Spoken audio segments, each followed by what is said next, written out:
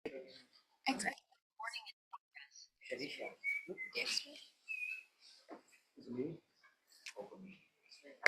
Oke, sudah.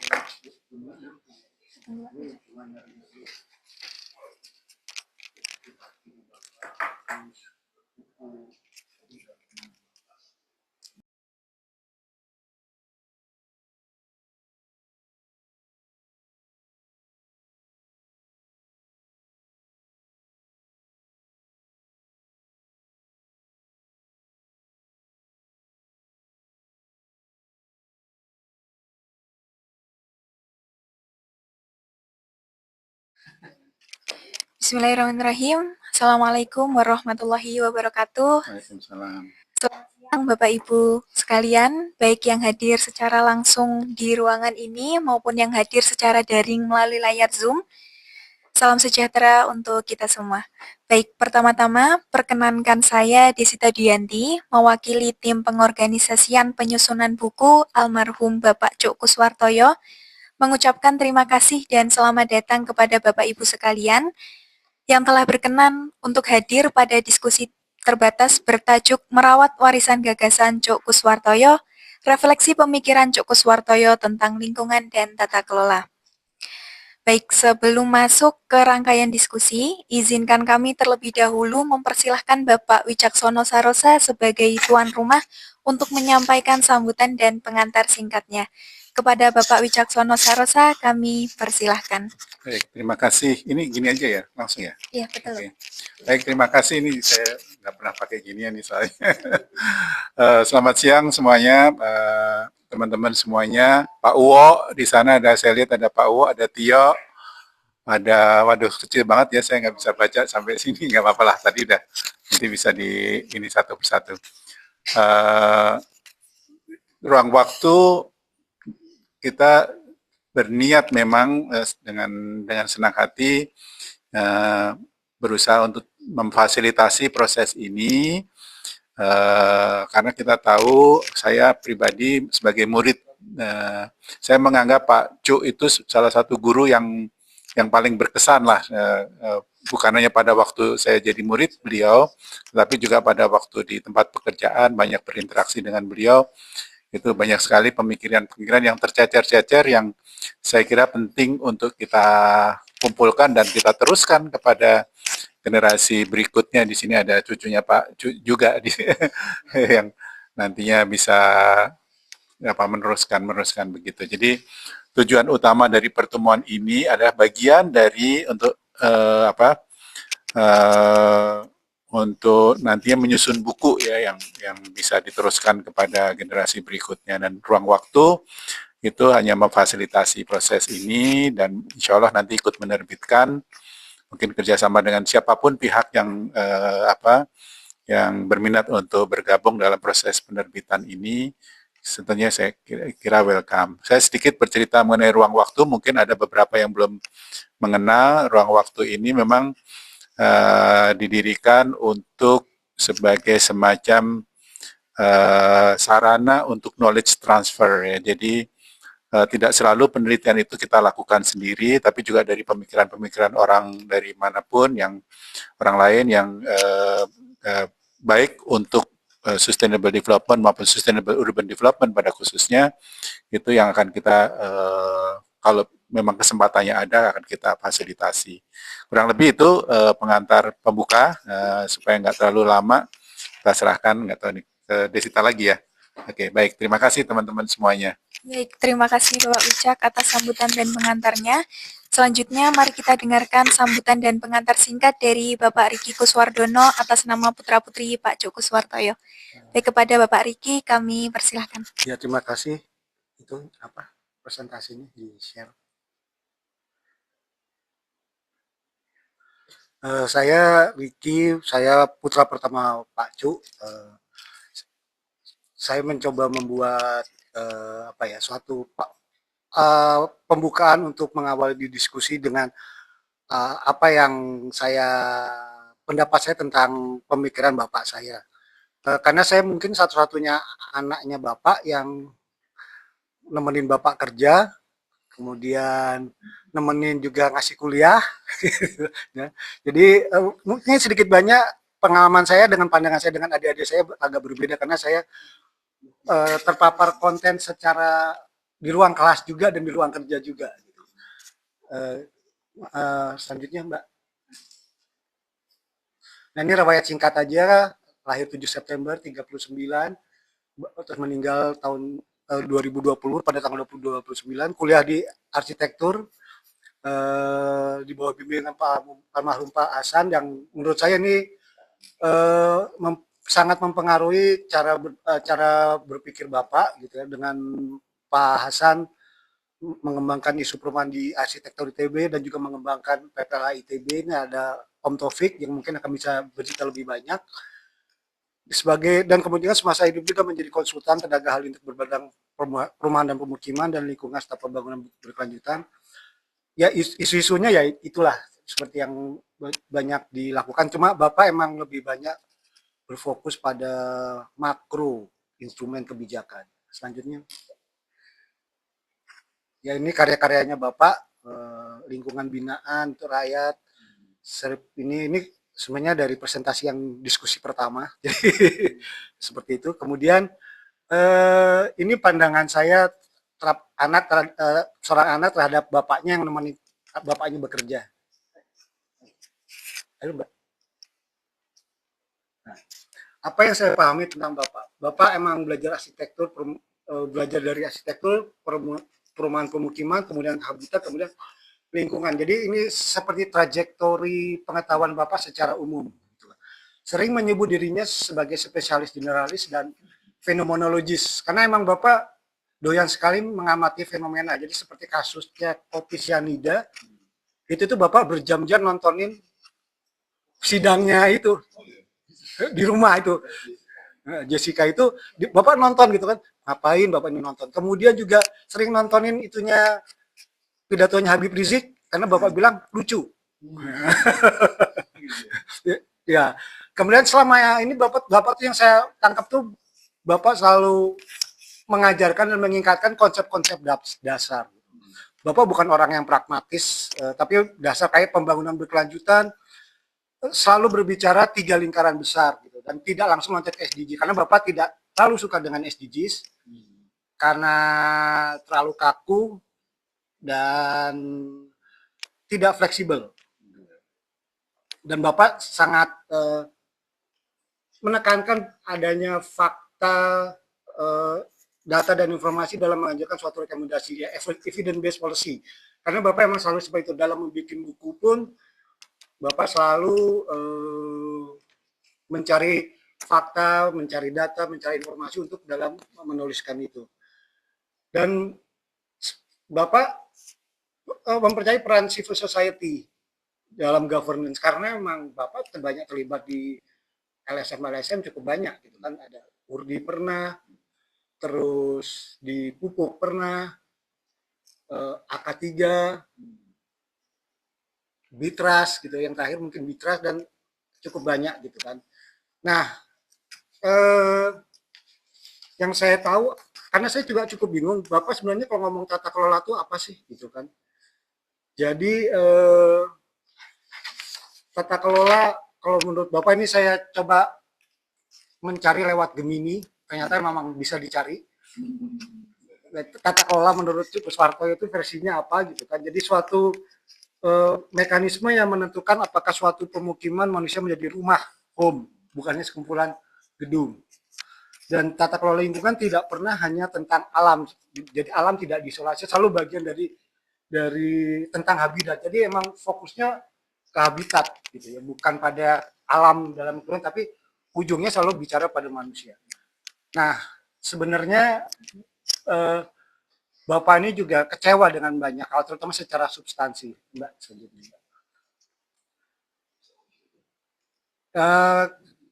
Buat beberapa pihak, Bapak pemikirannya sulit diterapkan. Bapak kalau ngajar menyenangkan, tapi apakah value-nya keterima atau enggak, nah itu yang kita nggak tahu. Gitu. Tadi kalau kata ceritanya Mas Bayu, Bapak sulit untuk dipahami gitu kan. Saya melihat Bapak tuh memikirkan tata kelolanya belum tuntas. karena berbicaranya banyak bicara pada suatu pada berfokus pada instrumen kebijakan. Sementara ketika kita bicara tata kelola itu ada relasi kuasa, ada habitus, ada kebiasaan, dan kemudian ada jejaring. Jadi tata kelola adalah suatu sistem yang sifatnya horizontal, vertikal, dan diagonal. Nah ini ya Bapak kurang mendalami atau kurang mengangkat isu itu. Jadi Bapak sering sekali kecewa dengan hasilnya seperti KLHS, AMDAL, kenapa menjadi seperti itu gitu. Karena Bapak tidak menyadari atau tidak bukan memahami, tidak terlalu memperhatikan dalam konteksnya adanya relasi kuasa, adanya jejaring, karena ini banyak aktor yang di sana dan akan terjadi bias-bias atau pergeseran-pergeseran nilai. Nah ini yang kurang Bapak perhatikan. Jadi Bapak kesel. Bapak pengennya kayaknya ada instrumen kebijakan laksanain udah beres. Ternyata tidak seperti itu gitu. Jadi itu yang membuat Bapak sering kecewa. Kemudian yang mungkin yang terakhir, Mbak. Nah berikut ini adalah hasil dari diskusi pertama tentang tata kelola dan perumahan. Jadi visinya Bapak seperti apa. Kemudian Bapak emang bicara pada habitat, ntar juga akan di-share.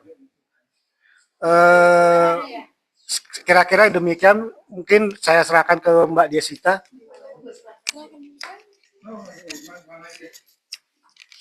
Ya, baik. Terima kasih Pak Riki atas sambutan dan pengantarnya. Bapak Ibu sekalian, izinkan saya melanjutkan dengan menyampaikan sedikit konteks mengenai tujuan penulisan buku dan progres yang telah berjalan hingga hari ini. Baik, izin untuk share.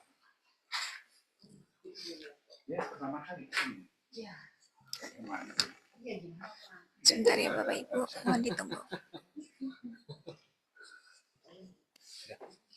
Ya, sebagaimana telah disampaikan sebelumnya, bahwa penulisan buku ini pada dasarnya diniatkan sebagai upaya untuk menghimpun pemikiran, refleksi, dan juga pengalaman rekan-rekan Bapak Cuk Kuswartoyo yang kemudian akan digabungkan dengan draft terakhir tulisan beliau yang berjudul Berujung Milenial. Nah, nantinya di bagian akhir proses diskusi hari ini, kita akan bersama-sama mendiskusikan arah akhir buku ini, baik dari segi struktur maupun positioning-nya ke depan. Nah, perlu saya sampaikan pula Bapak Ibu bahwa dalam buku ini nantinya akan ada 2 subtema besar, yaitu perumahan, permukiman, dan tata kelola, serta lingkungan dan tata kelola. Sebelum diskusi hari ini juga, kita telah menyelenggarakan diskusi terbatas untuk subtema perumahan, permukiman, dan tata kelola yang sudah diselenggarakan pada bulan Agustus 2025 lalu. Nah, pada subtema tersebut, dari 15 kontributor yang kami undang, telah terkumpul 7 tulisan yang dapat Bapak Ibu akses melalui QR Code yang ada di layar. Nah, untuk subtema lingkungan dan tata kelola ini, sebelumnya kami telah mengundang 17 kontributor dan hingga hari ini telah masuk 4 kontributor.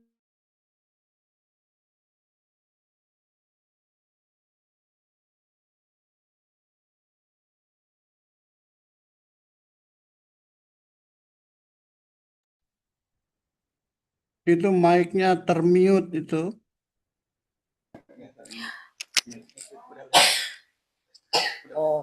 Tes, apakah sudah masuk Bapak Ibu? Nah, sekarang masuk. Ya, baik. Ya, sedikit saya ulangi ya Bapak Ibu, bahwa tulisan-tulisan yang sudah terkumpul yang dapat Bapak akses pada QR Code yang ada di layar ini dapat dikelompokkan dalam 2 sudut pandang utama. Yang pertama adalah tulisan yang berangkat dari pengalaman personal berupa kisah interaksi, pembelajaran, dan refleksi penulis selama berproses dan bekerja bersama Bapak Cuk. Dan yang kedua adalah tulisan yang mengangkat isu dan konteks masa lalu yang saat ini kita bahas, yaitu perumahan, permukiman, lingkungan, dan juga tata kelola, yang sekaligus menunjukkan bagaimana pemikiran Bapak Cuk ini masih tetap hidup dan aktual dalam menjawab persoalan pada hari-hari ini. Baik Bapak Ibu, tanpa berlama-lama lagi, mari kita mulai diskusi pada siang hari ini. Untuk itu kami undang Bapak Tori Kuswardono untuk memandu diskusi ini sebagai moderator. Kepada Bapak Tori kami persilahkan. Ya, terima kasih Mbak Desita. Ya, selamat siang semuanya, baik yang sudah hadir di ruang waktu maupun di ruang virtual. Di sini saya lihat banyak teman-temannya Bapak ya, ada Om Taufik, kita panggilnya Om Taufik misalnya kalau di rumah. Terus ada Pak Agus Prabowo, tentu saja Pak Wo. Ini yang sering-sering disebut-sebut Bapak juga kalau pulang dari Jakarta ke Bappenas, terus kemudian ketemu beliau ini. Nah, tadi seperti kakak saya bilang ya, Pak Cu ini kan ngomong soal lingkungan dengan evolusi pemikiran yang unik ya. Kalau uniknya gini, unik karena kita nggak tahu sebenarnya dia berevolusi seperti apa. Karena itu penting bagi semua yang ikut serta menemani Bapak atau bekerja sama Bapak, kita mulai yang dari nyantri sampai yang kemudian kolaborasi macam-macam ini, untuk kemudian ya secara pribadi mungkin buat kita sendiri anak-anaknya nih, Bapak tuh sebenarnya mikir apa sih gitu kan. Kok bukunya banyak banget, mulai dari buku sejarah, sosiologi apa segala macam, tapi kok urusannya sampai mulai dari Andal zaman tahun 82 sama kemudian agenda pulang dari apa abis Rio agenda 21, terus kemudian KLHS, AMDAL regional, AMDAL, terus kemudian terakhir beliau menyibukkan diri di urusan SDG sebelum kemudian meninggalkan kita semua. Nah, barangkali kita bisa mulai saja, bisa dari mana saja, bisa dari yang mau memulai gitu. Bagaimana mengenali pemikiran Pak Cuk sebelum kita menelitinya lewat Gemini. Gemini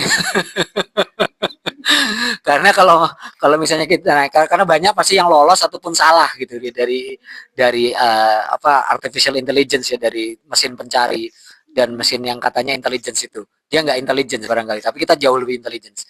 Nah, jadi mungkin kita mulai aja dari siapapun yang bisa memulai percakapan. Mungkin saya kira mungkin dari Om Taufik dulu ya, yang paling saya kenal, yang sehari-hari mulai dari Cimandiri sampai ke Sangkuriang. Ya, kalau nggak salah kantornya kan. Dulu dari kampus pindah ke Cimandiri sampai kemudian ke Sangkuriang. Dan ini katanya Om Taufik ini kan andalannya Bapak untuk urusan berbagai macam urusan peta-petaan. Mungkin bisa mulai dari Om Taufik dulu deh. Silakan Om. Masih mute. Suara saya kedengaran? Agak gede dikit. Apakah suara saya kedengaran? Ya, gedein lagi. Gedein lagi. Bentar, kurang gede di sini. Halo. Sudah ya. Ya. Oke.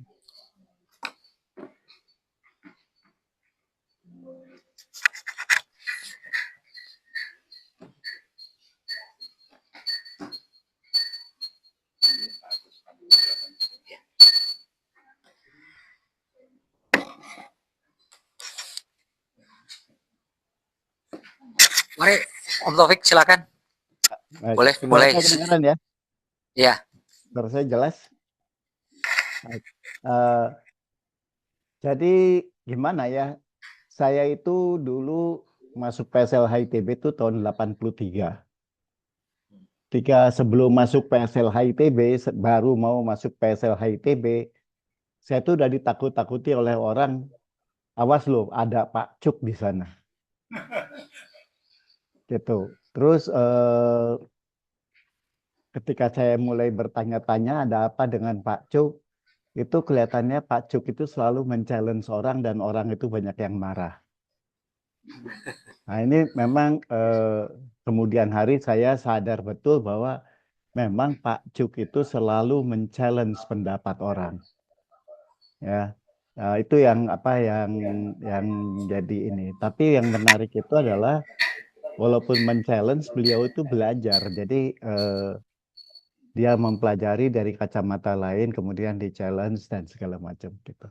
Nah, saya itu masuk ke sana itu sebagai biologist yang belajar keanekaragaman hayati. Jadi pengetahuan saya tentang lingkungan itu hanya satu, keanekaragaman hayati, nggak ngerti yang lain-lain. Nah, ketika masuk sana itu pertama kali Pak Cuk ketemu sama saya itu, Wah, kamu ini paling taunya itu ya bahasa Latinnya dari tanaman dan hewan dan tumbuhan saja, kan begitu Pak Cuk ngomong sama saya.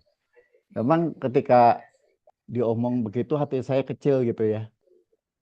Tapi sesudah itu Pak Cuk mulai, udah kamu ikut sama saya. Nah, ikut sama Pak Cuk, datang ke rapat-rapat dan kalau rapatnya itu apa bosankan gitu ya. Ah ini rapatnya bosen sih, nggak jelas nih gitu. Terus dia jelasin gitu kenapa nggak jelasnya. Terus yang menarik itu udah kita makan snacknya aja kan gitu. Itu Pak Cuk ya. Dan kemudian dari situ saya eh, mulai sering dengan Pak Cuk dan belajar banyak dari beliau. Nah yang belajar banyaknya itu ini apa? Beliau itu selalu melihat dari kacamata yang beda dengan orang. Jadi kalau orang umum itu melihatnya itu seperti lazimnya seperti yang ada begitu, beliau tuh bisa menemukan dari sisi lain gitu yang melihatnya berbeda. Misalnya begini, ketika kita membahas patahan Lembang, patahan Lembang itu bahaya, itu nggak boleh lo buat perumahan ini itu segala macam gitu. Pak Cuk itu malah ngomongnya itu, loh, patahan Lembang itu kalau buat perumahan ya silahkan saja. Asal yang rumahnya di situ tuh rumah-rumah orang kaya, bukan rumah-rumah orang miskin. Gitu loh. Jadi apa? Jadi melihatnya begitu. Karena apa? Karena orang kaya itu ketika rumahnya mulai retak dan segala macam itu tahu harus pindah. Tapi kalau orang miskin itu akan bertahan di sana dan biasanya perumahannya jauh lebih padat. Korbannya akan lebih besar. Nah, itu ketika dia mengatakan seperti itu kelihatannya seperti apa ya, men-challenge pendapat pada waktu itu orang itu semua out lah dari sana, gitu. Ya, demikian juga dengan Bandung Utara yang penting buat Bandung bawahnya ini, itu Pak Cuk itu pada waktu itu bicara sama saya, kebetulan saya sering rapat-rapatnya gitu, sebelum rapat tuh Pak Cuk ngasih tahu. Konsepnya itu adalah begini, clear dulu mau ngapain. Ya, mau ngapain dan kemudian dari sana dan usahakan pikirkan bahwa itu tuh hanya untuk orang-orang yang kaya. Jadi jadikanlah permukiman eksklusif. Jangan jadi permukiman yang tidak eksklusif. Jadi harus pemukiman eksklusif, pajaknya mahal, tanahnya harus gede-gede, dan nanti setiap rumah itu nanti mampu melakukan fungsi-fungsi konservasi. Nah, pikiran seperti itu pada waktu itu adalah pikiran yang nggak ada gitu. Dan ketika mengungkapkan itu tuh dimarahin. Saya ingat ketika rapat itu ngomong seperti itu tuh dimarahin. Salah satunya yang memarahi itu saya itu adalah Prof. Otto Sumarwoto pada waktu itu. Jadi memang pikirannya itu memang beda. Dan kemudian kelihatannya betul apa yang dipikir oleh Pak Cuk sekarang. Bandung Utara itu kampungnya di mana-mana, tanahnya rusak di mana-mana gitu ya. Dan tidak bisa dikendalikan karena orang yang tinggal di sana itu adalah orang-orang gusuran dari bawah.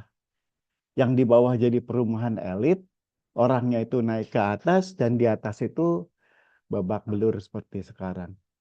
Jadi itu yang saya pelajari banyak dari Pak Cuk ya. Tapi yang satu hal lagi yang saya yang membuat saya yang di PSLH itu pada waktu itu kami walaupun saya biologist itu kami itu dilatih untuk belajar segala macam termasuk ilmu sosial termasuk segala macam. Jadi untuk ilmu sosial itu didatangkanlah dari IPB ahli-ahli sosial tuh ngajarin kami ya. Dan dari situ nanti diskusi-diskusinya itu biasanya Pak Cuk terlibat ya dan membawa sisi lain gitu ya antara sisi yang biasa dari segi sosial dan ini beliau bisa nge-mix ini dengan bagus. Dan itu yang membuat kita dulu di PSLH IPB itu ya punya pandangan yang kadang-kadang berbeda dengan orang lain ya. Tetapi bukan beda kemudian salah, tapi kalau buat saya dalam karir karir saya sebagai sebagai dulunya peneliti dan sekarang pensiunan dari PSLH ITB itu sangat membantu sekali. Itu saja mungkin yang saya bisa buka ya sebagai pembukaan. Mungkin nanti kalau ada yang mengingatkan yang lain gitu, nanti saya akan nimbrung. Makasih. Makasih Om. Eh, kita sekarang menuju. Jadi tadi udah Om Taufik membuka dengan Pak Cuk nih selalu melihat sesuatu dari kacamata yang lain dan memang sengaja memancing kontroversi. Dan dari kontroversi itu mungkin sintesis-sintesisnya muncul. Tapi nanti itu akan kita bahas lebih lebih jauh lagi. Kayak apa sih lebih dalam ya. Tadi contoh tentang Bandung Utara, tentang Patahan Lembang, tentang Bandung Utara itu sudah diungkapkan oleh apa Om Taufik ya. Mungkin kita bisa bicara mulai dari situ dulu kali ya. Apa sih kontroversi yang pernah dialami? Ya, dari masing-masing yang pernah bertemu karena Bapak kan memang kontroversial. Nah, terus kemudian dari situ dari kontroversi itu sebetulnya kita kemudian nanti kita akan bedah lebih jauh lagi kenapa kontroversi ini dalam rangka apa dan kemudian pemikirannya sebetulnya seperti apa. Nah, sekarang kita menuju ke Pak Agus Prabowo. Ini salah satu yang kita jarang ketemu tapi namanya sering disebut-sebut di meja makan. Sama meja makan. Habis ketemu siapa? Habis ketemu Pak Agus Prabowo gitu kan. Wah, wah, wah, tapi yang diomongin apa kita juga nggak ngerti gitu. Taunya Bapenas saja gitu. Nah, silakan. Oke, suara saya masuk? Masuk ya. Saya penasaran dulu, kenapa Pak Acung suka nanyain saya? Ya ada hint nggak? Salah, kalau pulang dari mana selalu cerita. Oh gitu ya. Oke, ya sudah. Ini anu versi saya ya. Saya kebetulan sudah memasukkan tulisan saya berdasarkan ingatan pada saat nulis aja gitu ya, tidak detail tapi substansinya sih relevan lah. Saya dan Pak Cu ini ketemunya 2 kali, 2 periode. Dan rentangnya jauh, 20 tahun. Periode pertama ketika saya jadi mahasiswa di ITB, di arsitektur. Saya masuk 77, keluar 84, 83 akhir gitu ya. Itu interaksi pertama. Terus yang kedua 20 tahun kemudian di Bappenas itu tadi yang sering diceritakan itu. Nanti yang Bappenas belakangan ya. Nah, ketika di ITB itu selain Pak Co juga saya harus menyebut Profesor Hasan Purbo. Karena pada waktu itu yang namanya arsitektur itu pola pendidikannya itu desain. Jadi kita belajarnya side plan, denah, tampak, potongan, proporsi, bahan, begitu ya. Pokoknya ngarsitektur banget. Nah, kemudian ada mata kuliah baru nih, tahun 82 kalau tidak salah. 2 tahun lah, 82, 83, namanya Perumahan dan Pemukiman. Pak Hasan Purbo dengan Pak Cuk gantian itu. Sama siapa lagi ya, saya lupa, gantian. Nah, materi kuliahnya itu yang sebetulnya membuka mata mahasiswa arsitektur pada waktu itu untuk go beyond architecture. Nah, itu paling penting itu. Jadi menjadi seorang arsitek ini ternyata harus beyond architecture, beyond building. Tidak hanya pemukiman, tapi juga sampah, sanitasi, tata ruang, bahkan hubungan antar negara dan sebagainya. Nah, sebetulnya itu yang nempel di kepala saya ya. Oh, jadi arsitek itu harus mikirin jagat raya lah, seolah-olah begitu ya. Ya sudah, setelah itu hilang nih. Hilang tak berbekas Pak Cuk. Terus saya juga menata hidup sendiri dong. Saya kerja, saya berumah tangga, ngurus anak gitu ya. Nah, kerja saya tuh kebetulan juga lumayan berwarna, bukan arsitek murni. Pertama kerja saya di BPPT menjadi anak buahnya Pak Habibie. Kemudian ditempatkan di pelosok tanah air di Sulawesi Tenggara. Janjinya setahun, tapi akhirnya 5 tahun. Dan untuk sekedar bayangan, saya ini menjadi arsitek di Sulawesi Tenggara yang kedua sejak kemerdekaan. Nah, bayangin itu. Jadi sejak kemerdekaan saya adalah arsitek kedua yang bekerja di provinsi itu. dan seterusnya, pulang, kemudian saya disekolahkan oleh Pak Habibie di Jepang sampai S3 yang membidangi urban redevelopment. Jadi bekal beyond architecture tuh kebawa terus. Udah, setelah itu saya pindah ke Bappenas. Bappenas kerja. Tahun 2000 saya jadi direktur pengelolaan sumber daya alam dan lingkungan hidup. Itu direktorat baru dibentuk. Mengapa dibentuk? Karena ada kekhawatiran, nanti saya cerita ya. Ternyata ketemu lagi dengan Pak Cuk setelah 20 tahun berpisah. Nah, pertemuannya itu melalui proyek Technical Assistance bantuan UNDP. Nama proyeknya IDEN. I-nya itu Indonesia, E-nya itu Environment, D-nya itu Decentralization, N-nya itu Natural Resource Management, begitu-begitulah ya. Nah, proyek itu 5 tahun nih. Nah, saya jadi chiefnya, kerja dengan KLHK, Kementerian Kehutanan gitu ya. Nah, Pak Cuk sebagai tenaga ahlinya, jadi konsultan yang ditunjuk oleh UNDP untuk bekerja kepada Bappenas. Wah, saya tiba-tiba jadi bos kan. Jadi Pak Cuk yang tadinya guru saya harus lapor ke saya kan. Wah, ini berat juga gitu ya. Nah, karena posisi itulah kemudian interaksi kami ini menjadi sparring partner. Rame itu. Ramenya karena Pak Cuk sangat dibekali oleh akademik, teori gitu ya.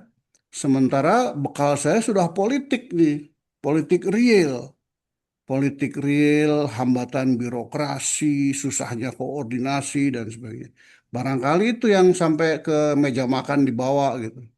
Wah, mungkin ini Agus Prabowo ini ngeyelan orang goblok nih nggak ngerti ilmu, tapi mungkin gitu ya. Tapi justru pertemuan itu pertemuan sangat profesional. Pak Cuk dengan misi akademik, intelektual, saya dengan misi politik. Nah, saya mau cerita mengapa IDEN. Itu tahun 2001. Bayangkan ya, saya tidak tahu Anda semua 2001 ada di mana ya, saya ingin tahu. Ada yang sudah kerja profesional? Mungkin ada ya. Tahun 2000 itu kira-kira kita baru anget-angetnya reformasi. Ya, Pak Harto jatuh tahun 98. Diganti Pak Habibie sebentar. Terus dari 99, 2000, 2001, 2000, 2001 amandemen kita diganti 4 kali konstitusi kita. Jadi undang-undang dasar kita diamandemen 4 kali dalam 4 tahun berturut-turut tanpa konsultasi publik. Pernah kebayang nggak? Pada waktu itu lahir undang-undang di Republik ini sekitar 150 undang-undang. Jadi hujan undang-undang. Indonesia mengalami hujan deras undang-undang yang masing-masing undang-undang itu seperti mementingkan sektornya sendiri. Undang-undang tenaga listrikan, otonomi daerah, desentralisasi, perimbangan keuangan daerah, pilkada, politik, wadah macam-macam. Jadi kami harus bekerja di suatu rimba raya. Kalau Anda tahu itu ya, apalagi di Bappenas posisinya posisi jantung itu. Nah, berinteraksilah dengan Pak Cuk dan tim. Tujuan Proyek IDEN itu mencari gagasan, membuat rumusan supaya bisa diterapkan ke daerah. Karena dengan desentralisasi itu power shift pasti terjadi dari pusat ke daerah. Ya. Nah, apa nih yang mesti kita siasati? Lalu Pak Cuk dan kami membuat menu lah. Kira-kira yang harus disiasati itu ini di 3 sektor kalau tidak salah. Ada pertambangan, ada kehutanan, ada tata ruang. Intinya set menu itu dibungkus menjadi environmental ethics. Environmental ethics. Terus kami melakukan pelatihan nih ke daerah nih. Ke daerah, ngasih tahu bupati, ngasih tahu kepala dinas ya. Karena mereka menjadi orang yang sangat berkuasa di daerah. Jadi bupati itu tiba-tiba jadi raja kecil di daerah. Dipilih oleh rakyat jadi jagoan. Nah, dan seterusnya ya, ini saya pendekin saja lah. Waktu itu kami itu punya kekhawatiran. Ini pemikiran secantik apapun, seideal apapun dari produk iden itu kita pasti digerus oleh politik. Rasanya kita dilindas oleh politik. Itu ya. Kenapa?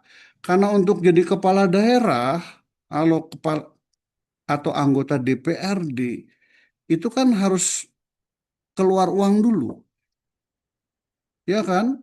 Pastilah mungkin bayar partai, bikin tim sukses, bikin baliho, money politics dan sebagainya. Keluar uang, pasti keluar uang. Jadi kalau seseorang sudah berhasil dalam tanda kutip menjadi kepala daerah atau anggota DPR, pasti uangnya mau kembali dong. Nggak mungkin lah mereka gratis dengan heroik, patriotik, tidak mau mengembalikan uangnya. Bohong itu. Nah, lantas uang dari mana? Biasanya ada polanya, jual beli jabatan, ya. Seperti yang ketahuan Bupati Kudus sekarang ini. Mau jadi kepala dinas, bayar dulu cepet. Yang kedua, izin. Terutama izin untuk mengkonversi tata guna lahan. Yang ketiga, mengabuse pengadaan barang dan jasa. Tiga pola itu. Nah, kebetulan yang bagian barang dan jasa, saya juga bersentuhan langsung sekian tahun kemudian ya, karena saya kemudian menjadi kepala LKPP. Jadi hantu pemikiran Pak Acung ini saya bawa terus nih, sepanjang hidup nih. Waduh, kita mikir udah capek-capek, mikir idealis, tapi harus menghadapi monster namanya politik daerah, politik pilkada. Gitu ya. Nah, kemudian waktu saya nulis itu, baru saja terjadi bencana kan, di Aceh, di mana? Sumatera Utara, dan Sumatera Barat. Makanya di dalam sumbangan tulisan saya menarik renungan saja ya. Lah minimal Pak Ju sudah mengingatkan lah dari jauh gitu. Perkara ini terjadi, memang ini yang harus kita hadapi. Ya, tadi malam saya baru pulang dari Aceh, John. Saya selama 4 hari kemarin ke mana? Sigli, Biren, Takengon, Aceh Tengah ya, dengan tim pekerjaan umum untuk memastikan penanganan daruratnya benar lah gitu ya.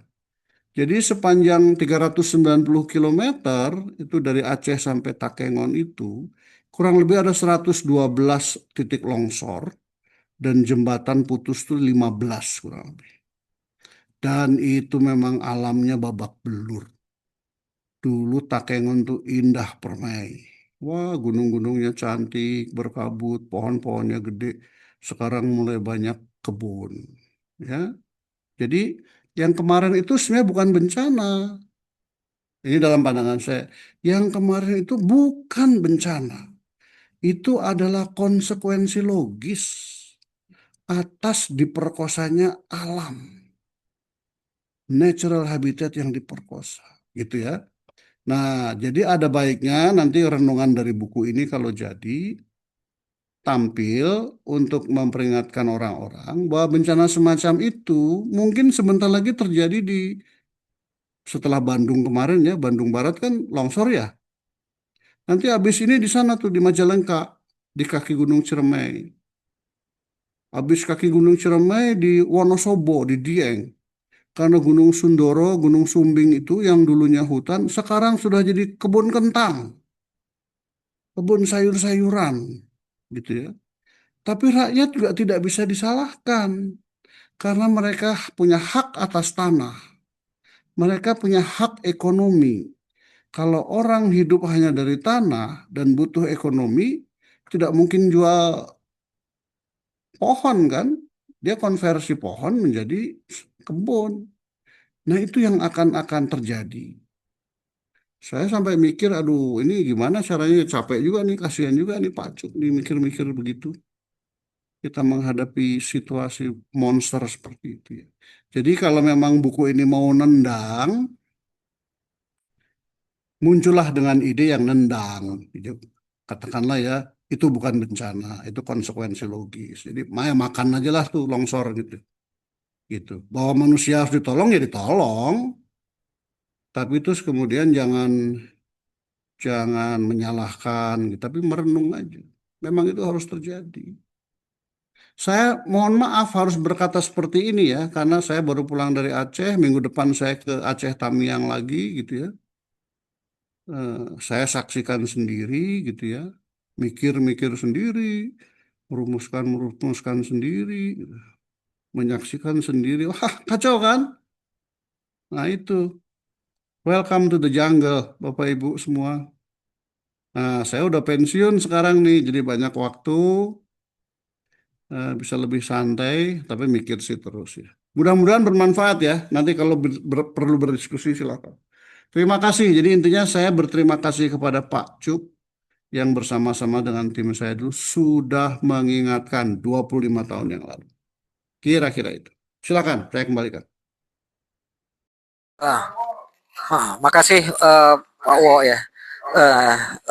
Nanti kita akan bahas lagi lebih dalam apa aja ya gagasan-gagasan yang muncul di dalam proyek IDEN ini. Ini juga soalnya proyek yang paling sering disebut juga oleh Bapak di meja makan. Lagi-lagi. 5 tahun Jadi itu selain proses. agenda 21, IDEN berikutnya. Agenda 21 tuh waktu kami kuliah. Jadi setelah kami kuliah, lulus semua, kemudian masuk ke IDEN. Ini sesuatu yang bikin ibu juga pusing nih karena jarang pulang kan. Kemudian sampai harus ngekos di Jakarta. Ya, tapi Nah, tenang aja, kalau di Abi Jakarta ini sama saya kok Pak Cuk. kenapa Pak? Kalau pun di Jakarta sama saya lah. Sama tim Bappenas KLHK ya. Oke. Ya, sekarang kita masih di virtual dulu. Ini ada teman kita juga ini lama nih, Tio. Mungkin sebagai mahasiswanya dan kemudian apa sih? Sekarang katanya bekerja di urusan green buildings. Mungkin bisa cerita sedikit gitu. Apa sih yang apakah ya apa gagasan Pak Cu atau pemikiran Pak Cu atau apa hinaan ya celaan Pak Cu yang membuat menantang gitu karena kan hobinya begitu beliau ya menantang kemudian membuat apa kita Tio kemudian terkesan atau kemudian memikirkan sesuatu. Silakan, silakan Om. Eh, maaf nih saya sambil nyupir jadi mungkin terputus-putus tapi intinya adalah saya sebenarnya penyusup di sini. Jadi apa namanya? Saya memang muridnya Pak Cuk juga teman orang tua saya terutama ibu saya yang memang aktif di lingkungan gitu.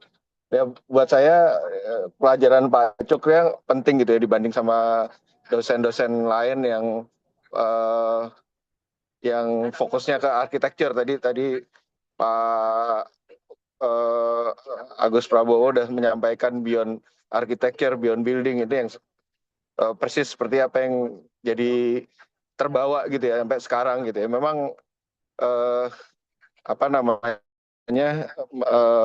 kuliahnya menyenangkan, kuliahnya selalu banyak anekdot-anekdot gitu ya. Walaupun saya sendiri nggak sepenuhnya 100% ingat gitu ya kuliahnya segala macam. Tapi yang saya pelajari adalah salah satu yang membuat motivasi jadi arsitek. Jadi arsitek adalah ya karena memang salah satu kebutuhan dasar manusia ya perumahan dengan segala macam konsekuensinya termasuk lingkungan secara ekologis maupun lingkungan secara sosial itu yang sedikit itu aja sih yang saya banyak pelajari dari Pak Cuk. Selain juga saya teman dengan anak-anaknya dan jadi di luar kampus, di luar PSL, di luar itu putra-putrinya ternyata nggak tahu motivasi dari Pak Cuk atau gimana ya kebanyakan jadi tiga-tiganya hampir jadi peneliti dan aktivis gitu ya. Ricky sama-sama saya di lead, Tori udah lama nggak ketemu tapi dulu di kampus juga aktivis di Boulevard kalau saya cuma ini aja tapi pasti he's doing something right gitu ya dengan segala macam apa namanya prestasi dari anak-anaknya juga gitu. Itu aja sih, makasih dikasih kesempatan untuk bicara. Nah, lagi siapa lagi yang bisa? Email dah. Oh, oh, itu ya. Jadi kita habiskan dulu yang di ini ya, habiskan dulu yang di ini. Imelda ya. Mungkin bisa cerita sedikit apa interaksinya dengan Pak Cu dan kemudian apa sih sebetulnya pertanyaannya adalah apa gagasan kontroversial Pak Cu yang membekas gitu. Selain kelakuannya kan selalu kontroversial, tapi gagasannya tuh apa sih yang memancing gitu ya. Silakan Mbak Imelda. Waduh, ini karena selamat sore, siang semua. Ini kena ditembak juga ini. Kalau interaksi langsung mungkin tidak ada. Cuman artinya tadi belajar dari trajektori keilmuan beliau gitu ya. Kurang lebih sama mungkin kalau direfleksikan ke refleksi ke kisah trajektori saya. Nah, kalau interaksi sendiri saya sebenarnya lebih banyak ke Mbak Ana dan Pak Wicak gitu. Mbak Ana putri beliau gitu ya dan Pak Wicak. Jadi cerita sedikit juga ini mungkin juga saya sekarang juga memimpin di lembaga juga di public health organization yang memang related terhadap isu lingkungan gitu ya, terutama climate dan air pollution. Dan ini juga sedang banyak dibantu dan juga lagi belajar dengan timnya Pak Wicak gitu ya, ruang waktu gitu untuk belajar bagaimana sih sebenarnya keilmuan arsitektur itu bisa dipakai tadi untuk melihat kepada pola-pola interaksi masyarakat gitu ya, warga dan bagaimana habitat dan lingkungan itu saling berinteraksi. Nah, ini juga luar biasa gitu yang sejauh ini saya dapat dari ruang waktu dan mungkin itu sebenarnya mencerminkan juga mengenai apa-apa yang juga pola pikir dari Pak Cuk yang memang akan menjadi bagian penting ya yang akan dibahas di dalam buku ini. Mungkin itu moderator, terima kasih kesempatannya. Mbak Imelda. Nah, selain ini mungkin kita pindah dulu ya ke ruangan ini. Mungkin dari siapa Mas Bayu mungkin bisa interaksi nih, saya karena tidak semua berinteraksi langsung ya, tapi juga berinteraksi lewatin sama Mbak Ardina mungkin bisa cerita sedikit karena Mbak Ardina ini juga salah satu juga yang sering disebut juga di meja makan kan urusannya iden juga gitu. Terakhir ketemu sama Mbak Ardina ini di Kupang ya, di Kupang waktu itu dengan Pak almarhum Pak siapa ya yang dari geologi dari pusat studi geologi lingkungan lupa ya. Silakan Mas Bayu. Terima kasih Mas Tori. Mungkin nasib saya seperti Imung ya atau Imelda tadi ya. Jadi saya itu berkoneksi dengan Pak Cuk lewat second degree connectivity begitu. Yang pertama tentu saja di kuliah ada PT begitu ya. Jadi saya bukan arsitek, jadi kuliah saya di sampingnya gedung arsitek begitu. Jadi nggak pernah diajar oleh beliau Tapi begitu. loteknya sama. Ya. Loteknya tetap sama. Iya. Kita bersatu dalam lotek. Di warung Bang Edi untuk kadang-kadang untuk belajar. Ya, sama ya. Indomie Edi. Baik. Tapi kemudian saat ini saya di URDI, Urban and Regional Development Institute. Salah lembaga mungkin kami panjang ya dengan Pak Cuk begitu.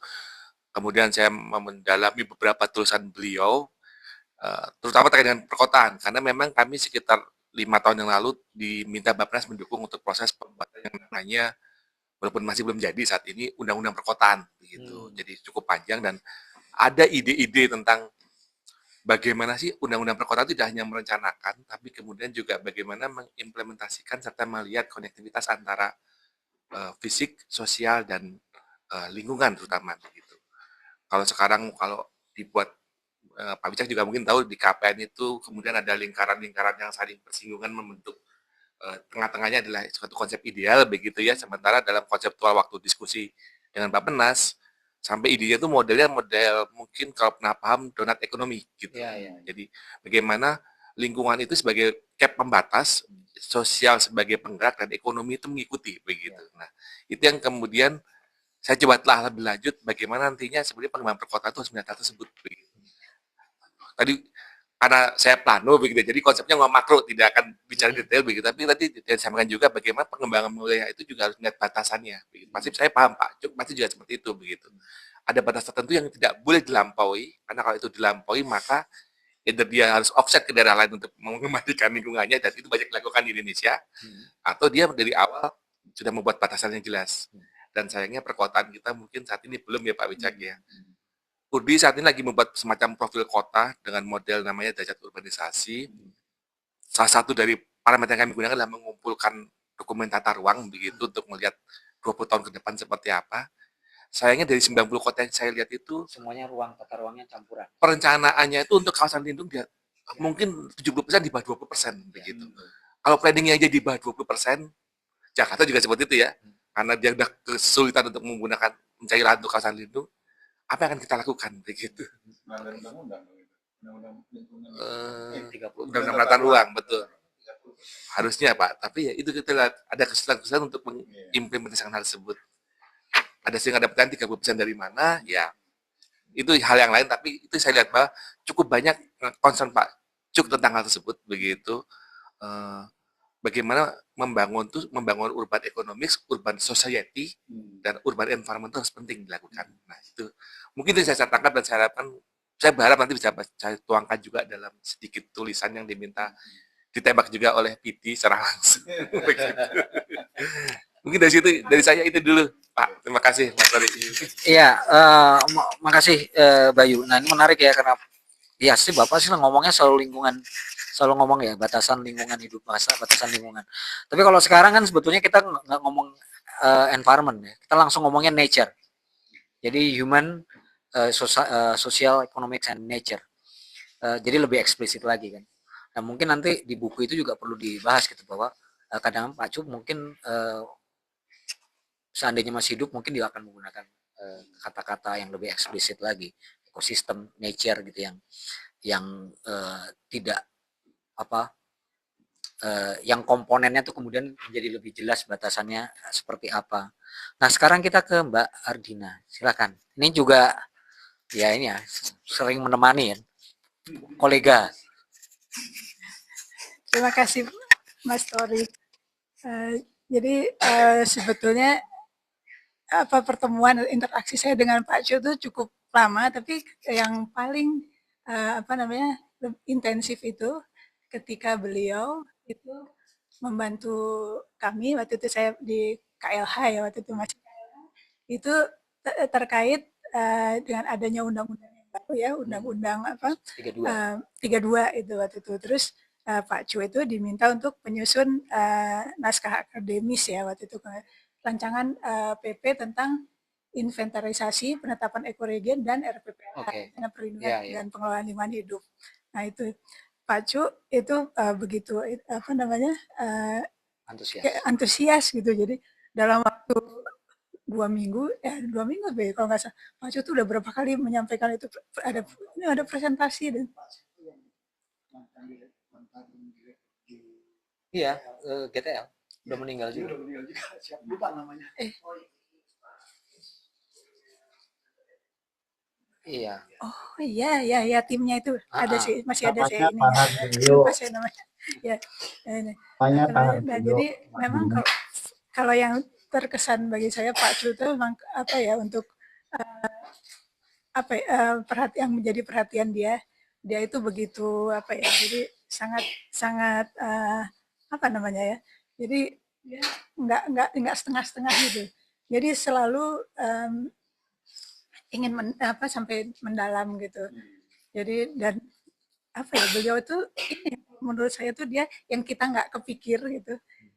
Pak Chu itu udah kepikir duluan, dan Pak Chu kan outspoken ya, jadi dia selalu begini ya juga ya gitu.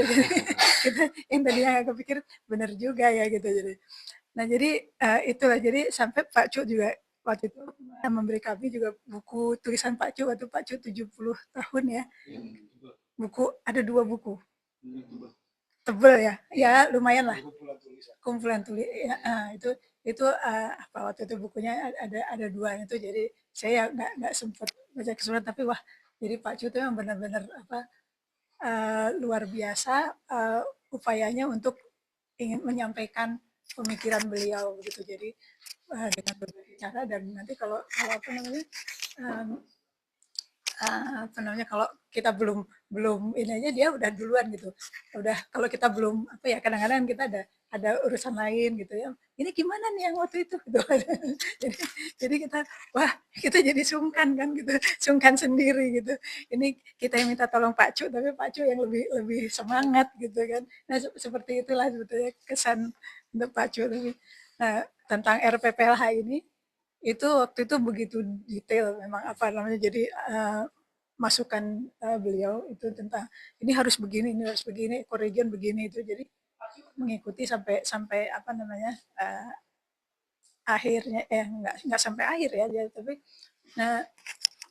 tapi apa namanya, jadi saya juga berpikir andaikan Pak Cu itu melihat sampai sekarang itu jadi seperti apa, saya rasa Pak Cu mungkin sedih ya, artinya jadi yang apa yang sudah pemikiran beliau itu yang sudah beliau sampaikan dalam tulisan itu kelihatannya juga ya akhirnya banyak yang bergeser ya, apalagi juga dengan adanya apa Undang-Undang Cipta Karya dan sebagainya, itu kan banyak hal yang sudah bergeser dari apa yang pemikiran awal gitu ya. Udah sampai saya itu Pak Cuk itu sedonya itu 2020 Januari ya. Iya. Itu Desember, tadi baru saya cek, Desember itu masih WA itu. Sebelumnya itu masih marahin orang tentang SDGs. Iya, kalau sama saya tuh sama saya itu tentang apa tadi baru saya buka untuk itu. Jadi kan waktu itu saya terus pindah ke perubahan iklim, jadi sudah nggak banyak itu. Tapi ini apa namanya, Pak Cu juga apa Pak Dirjen Perubahan Iklim itu tahu bahwa iklim di Indonesia ditentukan laut gitu, jadi masih concern banget gitu, jadi terus begitu terus sorry Din, saya jadi emosional nih, kita ngeluarin unek-unek saya, terus begitu hal seperti itu jadi khas Pak Cu lah gitu. Dan dia juga masih mencoba apa namanya untuk kontak sekarang ekoregion siapa ya yang menangani gitu. Jadi begitu apa ya, begitu concernnya Pak Cu. Nah itu jadi saya tuh juga ya kaget lah waktu itu. Loh, rasanya baru aja komunikasi dengan Pak Cu. Nah, tapi jadi ya mungkin itulah yang membekas gitu Pak Cu. Iya. Mungkin itu dulu. Makasih Mbak Dina. Nah ini saya mulai terlacak nih satu persatu ini. Bapak tuh mikirnya apa aja. Jadi tadi Pak Agus Prabowo udah menceritakan tentang IDEN. Itu ada cerita tentang tata kelola, ada cerita terus kemudian muncul Undang-Undang 32 2009 tentang ekoregionalisme. Nah, ekoregion, RPPLH segala macam itu adalah satu cerita yang lain kelihatannya kita akan ketemu benang merah nih. Jadi mungkin buat para penulis nanti itu kita akan mulai membedah dokumen-dokumen, paper-paper Pak Cu yang diserahkan atau catatan-catatan yang terkait dengan proyek IDEN dan kemudian ekoregion. Ini harusnya kalau Mbak EWA-nya aja masih ada, berarti mungkin dokumennya masih ada. Dokumennya masih ada. Jadi paper-papernya gitu apa aja, kan Bapak biasanya kalau mengajukan apa kan suka bikin paper ya. Suka bikin paper atau suka bikin presentasi gitu. Sebenarnya yes, Bapak tuh pernah dibiayai KSI di bawah Arnaldo untuk menulis tentang pengalaman tentang RPPLH ini.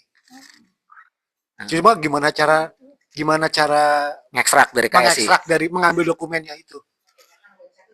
Iya. Makanya gue nanya. Oke, jadi ini udah mulai ketemu dan ekoregionalisme ini menarik tadi. Ini Pak Wo kemudian mungkin Om Taufik nanti bisa menambahin lagi ya, karena sebagai keanekaragaman hayati juga. Dan mungkin satu tim, pasti kayaknya satu tim, nggak mungkin ngomong ekoregionalisme Bapak nggak bawa Om Taufik tuh kayaknya nggak mungkin deh. karena selalu deh urusan ginian. Jadi ini mulai nemu nih ya kita karena kayaknya gagasan-gagasan besarnya itu ada di dua kegiatan besar ini. Nah ini nanti kita akan mulai coba dalami. Nah dan kita tahu sendiri bahwa ekoregionalisme di Indonesia kan dari gagasan saya masih nyimpen sih atlas ekoregion yang saya temukan di skrip D. Nah, kebayang nggak? Jadi bukan di perpustakaan Bappenas, tapi di skrip D. Ekoregion, jadi Indonesia itu terdiri dari beberapa ratus jenis tipologi dan segala macam basisnya geologi kan. Itu ada. Terus kemudian dan satu set buku ekoregionalisme itu mungkin berangkat dari situ itu ada di perpustakaannya Aisel. Di Aisel. Tapi berdebu gitu, nggak ada yang baca. Nggak ada yang baca, dan kita tahu sendiri bahwa ekoregionalisme di Indonesia kayaknya fading away menjadi perencanaan berbasis koridor apa segala macam ya, koridor pertumbuhan. Tapi kita nanti mungkin kita bisa bahas. Masih ada lagi, Dias, silakan.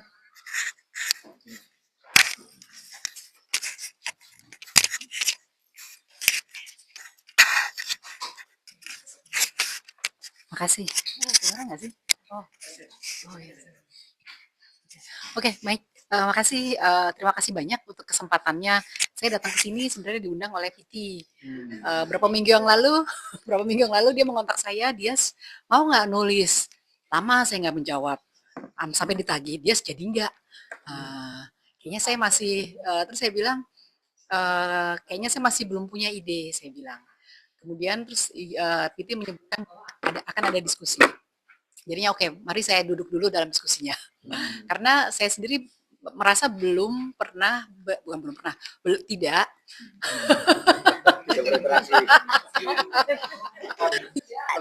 ya, tidak berhubungan langsung dengan Pak Cu. Tapi saya mengenal ketiga anaknya.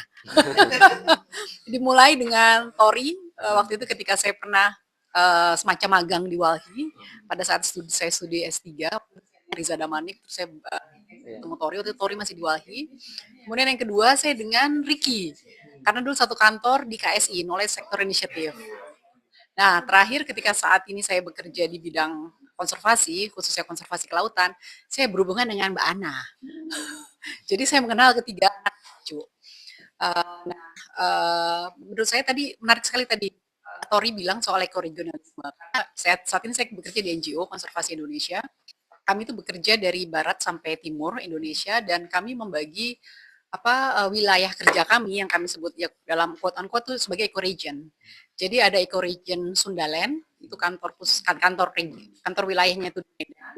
Kemudian Sunda Banda, ecoregion Sunda Banda, kantor kami di Bali, dan ecoregion Sahul Papua yang kantornya di Sorong. Tentunya kami hanya bekerja di beberapa titik saja ya, tidak semuanya yang baik di terestrial maupun di kelautan.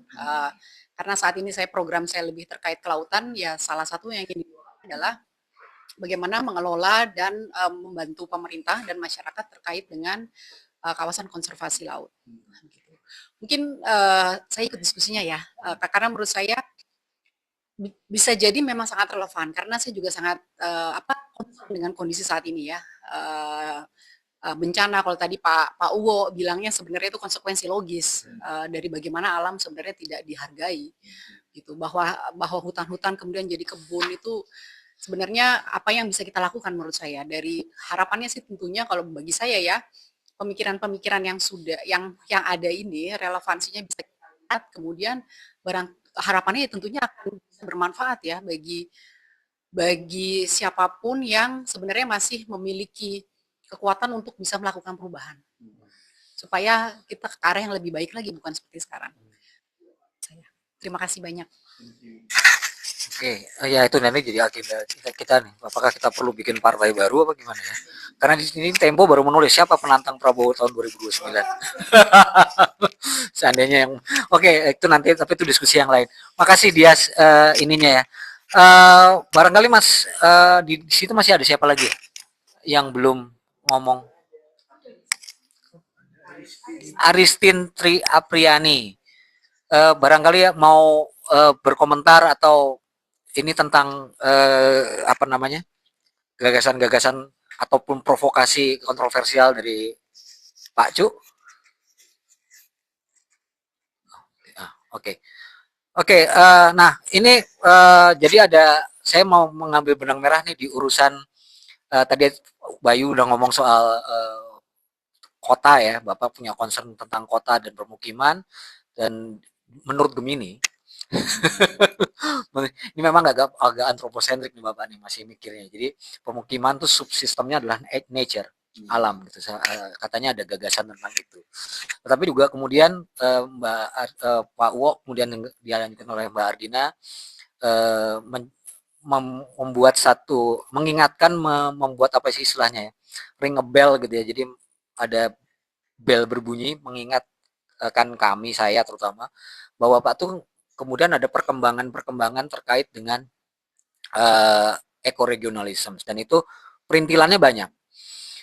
Salah satu perintilannya itu bukan perintilan ya, tapi maksudnya bagaimana evolusinya itu banyak sekali. Saya kira ANDAL dan AMDAL region itulah yang salah satu yang membentuk cara Bapak berpikir tentang ekoregionalisme, dan kemudian macam-macam. Nanti Om Taufik mungkin bisa menambahkan itu. Nah, jadi mungkin kita bisa agak fokus di situ ya. Di IDEN itu sebetulnya apa yang dibicarakan dalam tata kelola lingkungan, dan kemudian ekoregionalisme itu mungkin Mbak Dina, Om Taufik atau Pak Wo gitu bisa cerita sedikit apa sih yang waktu awal sekali digagas ya tentang ekoregionalisme-nya Pak Cu ini. Karena ya habis itu kan kalau ngelihat sekarang dia pasti udah marah-marah aja kerjaannya pasti. Kenapa jadi begini ya? Dulu kan ngomongnya nggak begini ya Bapak kan gitu. Silakan mungkin Om Taufik bisa berkomentar dulu nih. Karena Om Taufik kan ikutan mulai dari AMDAL ini sampai AMDAL Ciayu Majakuning apa segala macam itu. Silakan Om. Ya, sortek sekarang kedengaran ya. Iya, kedengaran. Pasti saya kasih tahu apa tadi kan bicara ini kawan saya yang dari geologi itu namanya Pak Hardoyo almarhum. Pak Hardoyo almarhum. Jadi biasanya kami bertiga, saya, Pak Cut, dan Pak Hardoyo almarhum itu sering mengerjakan banyak kerjaan lah sama Pak Cut. Nah, diantaranya itu sesudah undang-undang 32 keluar, ya. Saya nggak tahu nih gagasan ecoregion ini munculnya dari mana, ya, karena mungkin ketika masih di Bodok itu Pak Cuk nggak cerita-cerita sama saya. Tetapi ketika itu sudah muncul dan kemudian itu harus diterjemahkan lebih lanjut, maka saya Pak Hardoyo ini terlibat. Nah, mungkin yang perlu saya ingatkan, mungkin Bu Ardina juga ingat, bahwa dulu itu ketika kita sudah mau bulat mendefine ecoregion itu apa, itu keluar peraturan baru pemerintah yang mengatakan bahwa yang membuat peta itu Bako Sultana.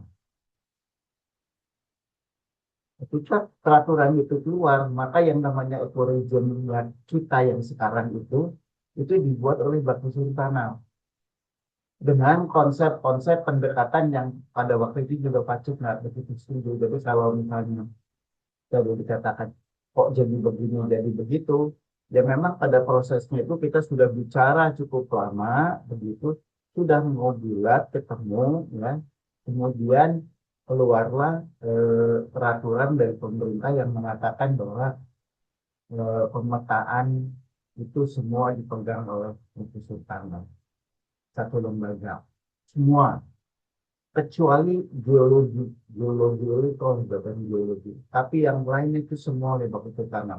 Maka keluar, maka regionnya itu aneh kalau menurut saya, ya, dan Pak Cuk juga pada waktu itu bilang aneh. Kenapa?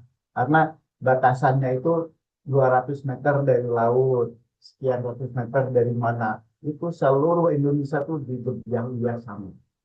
Padahal Indonesia itu unik, setiap wilayah itu punya karakter yang berbeda-beda. Dan sesudah itu, kami dengan Pak Cuk tidak banyak terlibat lagi, tapi kemudian kita terlibat ke dalam perhitungan daya dukung lingkungan. Dan ketika itu juga demikian, ketika menghitung daya dukung, begitu ya, masih bulat, masih ini dan segala macam, kemudian itu juga diputuskan lain. Jadi dengan Pak Cul itu saya mengalami apa ya, pembahasan yang habis-habisan begitu. Demikian juga dengan KLHS. KLHS itu di tahap awal itu juga demikian. Kita tuh buat ya, KLHS yang cocok untuk Indonesia itu apa dan segala macam, pikirannya itu menempatkan di mana KLHS dengan AMDAL dan segala macam itu. Tapi kemudian keluar aturan bahwa KLHS itu berkaitan dengan tata ruang. Padahal lagi itu kita tidak. Bicaranya itu KLHS itu lebih dari analisis dampak daripada satu kebijakan. Jadi yang namanya KLHS itu bisa macam-macam kan begitu ya. Nah, tapi Pak, jalannya negara ini itu tidak sama dengan pikiran yang ada pada waktu itu. Tapi kalau buat saya pada waktu itu ya bekerja dengan pajak itu memang eh, apa ya, mengenali dan mencari dan segala macam. Walaupun tidak dipakai, walaupun tidak ini, tetapi at least Pak Cuk itu sudah memulai membuka pintu. Jadi kalau misalnya mau dicari jejaknya, ya pikiran-pikiran Pak Cuk tentang eco-region dengan eco-region yang ada sekarang, itu mungkin jejaknya masih ada, walaupun bentuknya tidak seperti apa yang diharapkan. Mungkin itu yang bisa saya sampaikan. Jadi ini benar-benar persis nih yang diomongin, yang diceritakan Bapak juga nih kalau di meja makan, kalau lagi ngobrol-ngobrol. Pak Wo, barangkali ini kan juga ekoregion kan dulu kalau nggak salah ada Pokja PAPSDA yang menggagas undang-undang maha dahsyat, apa undang-undang pembaruan agraria dan pengelolaan sumber daya alam kalau nggak salah ya Pak Wo ya. Ya, Dikerjakan rame-rame rombongan tapi kemudian tidak jadi. Yang keluar adalah Undang-Undang 32 tahun 2009. Beberapa gagasannya masuk di situ. Mungkin Pak Wo bisa cerita sedikit bagaimana hubungan ini dengan apa namanya gagasannya Pak Cu dengan Project Iden, terus kemudian ekoregionalisme. Gimana kita bisa menemukan benang merah di antara proses-proses ini. Silakan Pak Wo. ya, ekoregionalisme itu memang benar menarik ya secara apa namanya ya, secara teori lah begitu ya. Tetapi ini suka tidak suka, mau tidak mau akan berbenturan dengan realita kita saat ini. Karena yang namanya regionalisme kita saat ini itu bobotnya lebih ke primordialism, bukan eko. Gitu. Jadi ini ciri-cirinya di pemekaran wilayah lah. Dulu sebelum Pak Harto jatuh itu jumlah kabupaten kota itu barangkali hanya 200-an ya. Sekarang hampir 600-an. Dan kalau diteliti pemekaran atau pemecahan itu intinya bukan karena eko, tapi primordialisme. Jadi kalau ekoregionalisme mau kita promosikan boleh saja, asal harus sadar akan berbenturan dengan realita politik sekarang. Gitu ya. Dulu kearifan lokal kita di Kalimantan, suku Dayak misalnya ya, suku Dayak itu sangat ditentukan oleh ekoregionalisme sungai. Jadi nama Dayak itu identik dengan nama sungainya. Tapi sekarang sudah baur, sudah beda. Persoalannya di situ. Pemikiran semacam itu yang selalu kami diskusikan dengan Pak Cuk dulu. Antara idealisme kita dengan realita di lapangan. Gitu ya. Nah, saya tidak tahu nih bagaimana merumuskannya nih ekoregionalisme ya. Sebab kalau kita ngotot di situ rasanya menjadi naif. Nah, terserah kita apakah kita tetap memegang idealisme yang dalam tanda kutip naif itu, atau kita berusaha mengingatkan, memecahkan persoalan berdasarkan realitas saat ini. Itu ya, ironinya seperti itu.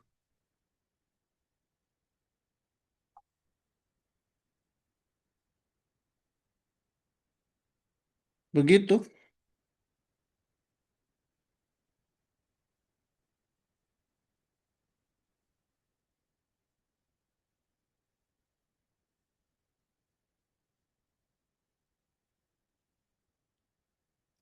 Lalu perdebatannya seperti apa, terus kemudian tadi terima kasih sudah diingatkan juga bahwa ini ada soal realitas ya. Realitas politik ekonomi yang mungkin nggak bisa ideal, tapi bagaimana kita bisa melihat ini ya, ada gagasan tentang ekoregionalisme, Pak Cu pernah punya ide begini, benturannya seperti ini, kemudian nanti apa yang kontroversi atau misalnya tendang, tadi Pak Agus Prabowo bilang yang nendang itu apa gitu ya. Mungkin Mas Bayu. Pas dulu. Oke, yang lain ada ide-ide lain? Titi?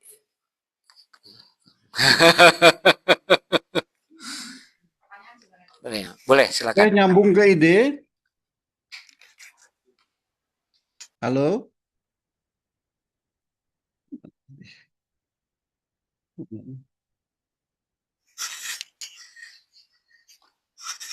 Oke, silakan nih.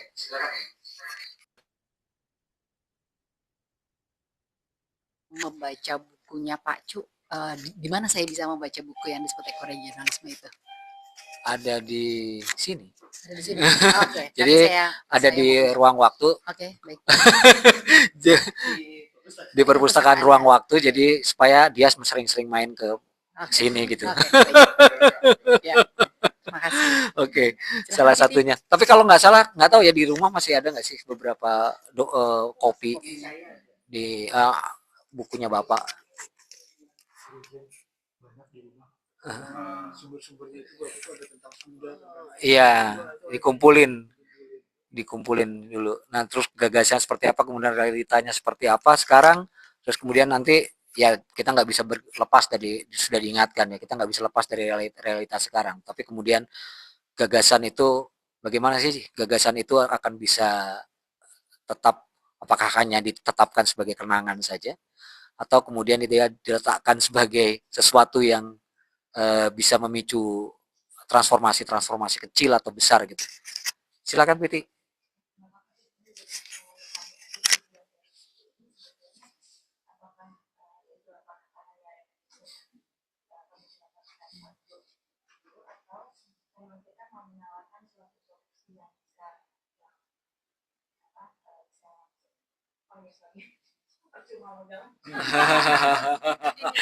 Tolong, malu. Ya, jadi tujuan dari buku ini apakah hanya mau merecord apa yang sudah pernah dipikirkan oleh Pak Cu sebelumnya, ataukah memang kita mau mencarikan solusi yang bisa dikerjakan oleh para pemangku kepentingan saat ini gitu. Oke. Tolong jawab lagi. Kalau saya ini bayangan saya ya. Kita going backward to go forward sebenarnya. Intinya kita dari mempelajari hal pemikiran-pemikiran yang ada baik oleh Pak Cu maupun turunannya ya, bukan yang langsung dari Pak Cu, tapi bisa juga turunannya. Terus kemudian harus selalu disesuaikan dengan konteks yang ada sekarang dan ke depannya, supaya itu kemudian bisa berguna. Kalau bukan sekedar nostalgia saja, tetapi sejarah yang berguna untuk kedepannya gitu, sejarah pemikiran dan sebagainya. Tujuannya bayangan saya itu kalau dalam konteks ini ya, buku nggak tahu nih nanti Niki atau Tori atau Mbak Ana mungkin ada. Ya, sebenarnya emang seperti yang dibilangin Pak Wicak itu tadi ya, seperti itu. Jadi kalau kita ingin memberikan solusi kayaknya nggak mungkin.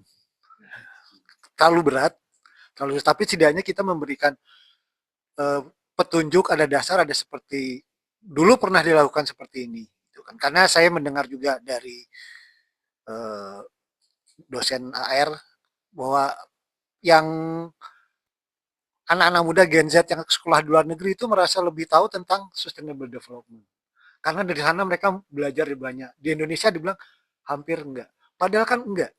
Padahal apa yang dilakukan Pak Hasan, dilakukan Bapak, PPH dan beberapa LSM itu sudah melakukan, cuma memang tidak terekam dengan baik. Itu persoalannya di kita adalah kita masalah dokumentasinya dan rekamannya itu tidak kurang bagus gitu. Jadi bicara regionalisme, bicara KLHS yang sebenarnya yang sebaiknya Indonesia lakukan seperti apa, bukan yang seperti yang sekarang yang lebih banyak untuk mengumpulkan data dan untuk persetujuan. Nah itu juga yang harus kita ingatkan ke para pemangku, terutama pembuat kebijakan bahwa sebaiknya seperti ini. Pak Agus Prabowo tadi udah ngomong bahwa bencana itu bukan bencana gitu loh, sebenarnya itu konsekuensi gitu. Kita udah tahu loh itu persoalannya persoalan tata kelola kok, sebenarnya bukan persoalan gunung meletus atau tsunami gitu. Apalagi banjir besar, terus masalah cesium segala gitu kan, polusi itu kan persoalan persoalan tata kelola gitu. Jadi idenya Bapak sudah memberikan, tinggal kita coba kontekstualkan gitu kan. Ya apakah perlu bikin partai ya nggak tahu juga gitu. Gitu kira-kira. Nambahin sedikit. Nah, saya jadi ingin nyambung sedikit. Salah satu kelemahan, jadi gini, saya kan kebetulan bukan sering tapi beberapa kali diundang menjadi penguji luar ya untuk proses master atau disertasi gitu. Seringkali kritik saya adalah si yang calonnya itu rujukannya semua luar negeri. Seolah-olah di Indonesia nggak ada pemikiran itu gitu. Tapi kalau ngobrol langsung, iya Pak susah nyarinya pemikiran-pemikiran itu gitu. Nah, oleh karena itu ini salah satu upaya untuk menggali pemikiran-pemikiran yang pernah ada yang kiranya masih berguna ke depannya itu yang kita coba dokumentasikan. Mungkin dari Bu Yati, Pak Sugianto juga mesti banyak sekali yang bisa ini mumpung masih ada orang-orang yang sempat berinteraksi, ya kan. Kalau nanti sudah saya mulai pikun gitu dan segala macam gitu, mulai repot gitu ya. Dan mumpung masih ada yang pernah berinteraksi dan sebagainya, itu bisa dilanjutkan. Salah satu keunggulan budaya Barat sekarang ya, atau berapa century terakhir ini kan kebiasaan menuliskan pemikiran yang walaupun sudah lampau diteruskan terus-menerus gitu. Sehingga mereka gampang mencari rujukan. Sedangkan kita ini kadang-kadang yaitu kalau saya pada waktu saya baca draft disertasi atau ini kok semua rujukannya luar negeri gitu ya. Emang nggak ada pemikiran di Indonesia mengenai ini, padahal mestinya ada gitu. Nah, dibilangnya ya karena susah nyarinya gitu. Itu saja sih sebenarnya antara lain yang kita. Ya. Yang saya ini juga ini concern ini kan bicara sustainability, bukan sustainability secara alam tapi juga sustainability secara pemikiran. PPLH ITB sekarang boleh dibilang nggak ada apa-apanya. Om Taufik tahu Bapak beberapa kali ke sana kecewa karena perpustakaan menjadi gudang gitu kan.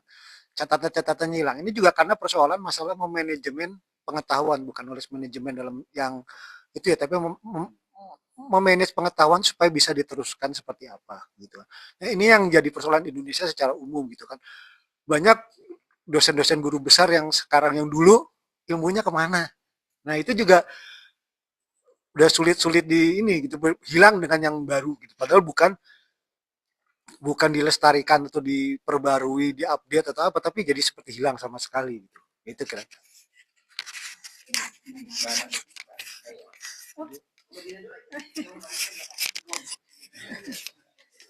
Terima kasih.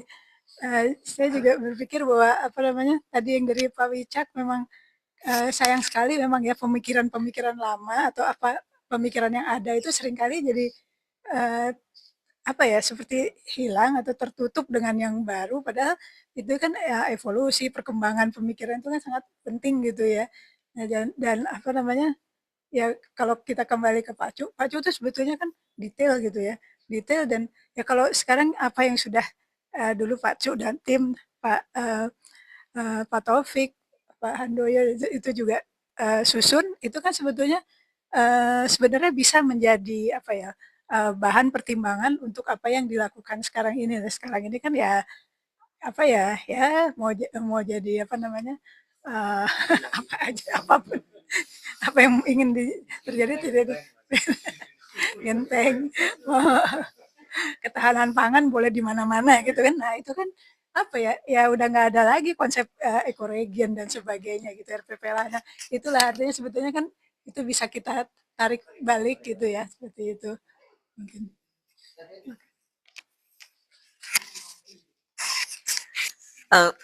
Kalau saya mungkin bukan apa ya, bukan mau mengajak kemana, tapi saya mungkin lebih cerita kepada pengalaman saya sendiri.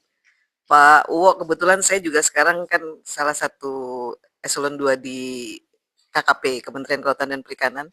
Jadi saya juga salah satu adalah pembuat kebijakan di KKP. Aduh, langsung keselak. Jadi pengalaman saya itu mungkin lebih banyak saya dapatkan tuh waktu saya menjadi kepala Balai Besar Sosial Ekonomi. Jadi sebelum ini tuh saya di Balai Besar Sosial Ekonomi. Itu saya banyak membaca buku-buku yang ada di rak bukunya Bapak. Dan bahkan saya baca laporan-laporan yang dulu dibuat Pak terkait dengan sosial lingkungan dan sebagainya. Saya melihatnya itu sampai sekarang apa yang ditulis di situ itu belum terlaksana, Pak. Ini. Oh. Pakai ini ya.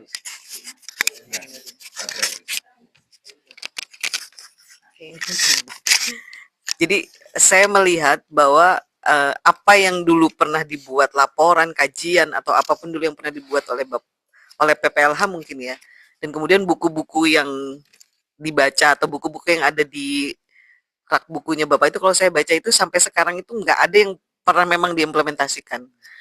Masih sama masalahnya sampai sekarang juga masih itu gitu. Jadi saya pikir mungkin buku ini ya memang harus untuk terus mengingatkan aja karena apalagi pemerintah sekarang itu tidak tidak dialogis kalau boleh saya bilang. Pemerintah bukan arti saya ya. Maksudnya pemerintahan baru yang ini tuh tidak dialogisnya lebih kepada perintah ya. Ya, one way ya komando aja gitu. Jadi maunya saya ini pokoknya harus jalan begini gini. Sebenarnya saya juga lagi pusing kan menghadapi itu gitu. Tapi saya akan terus mencoba mengingatkan, cuma memang ya itu kayaknya buku-buku ya maksudnya tulisan-tulisan seperti ini harus terus ini karena kita nanti akan terus membuka. Saya aja masih buka buku-bukunya Bapak, laporan dan sebagainya itu yang saya lihat ini belum jalan, ini masih bisa dilakukan dengan kondisi sekarang gitu. Hanya mungkin bedanya sekarang teknologinya udah lebih ini aja gitu. Tapi sebetulnya masalah kita 20 tahun yang lalu dari zaman saya, dari zamannya Om Taufik dulu masih aktif di PLH itu sampai sekarang masih sama Om. Jadi nggak ada perubahan sebenarnya, Indonesia itu nggak maju-maju, jalan di tempat aja gitu. Jadi kayaknya memang ya perlu ini. Itu aja sih dari saya. Makasih.